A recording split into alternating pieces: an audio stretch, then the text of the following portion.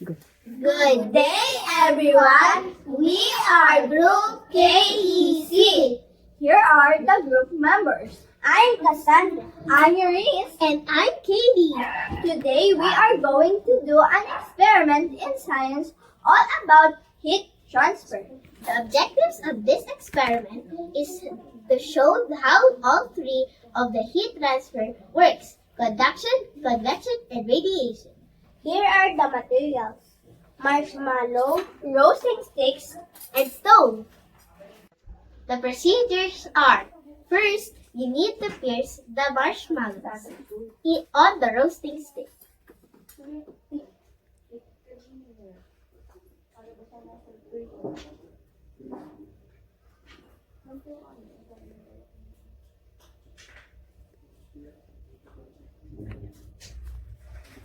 With the help of Casey's mom, we will open the stove.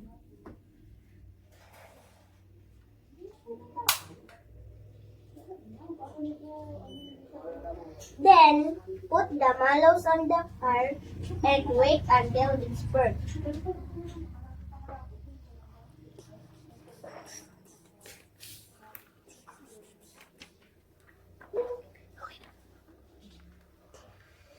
As you can see, when you touch a metal object, such as a marshmallow roasting stick near the fire,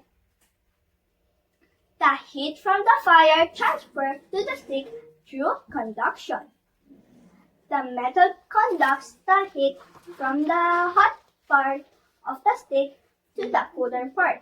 And if you touch the stick, you feel the heat. And that is conduction.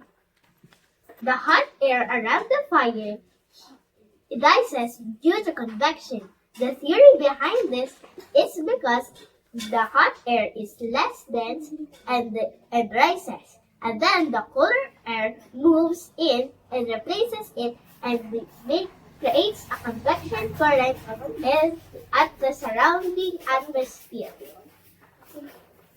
The fire emits infrared radiation, which you can feel heat on your skin, even if you're not directly in contact with the flames. Through the air in the forms of electromagnetic waves without needing a medium like air or water. In this case, conduction, convection, and radiation are active at the same time around the stove. And this is our experiment about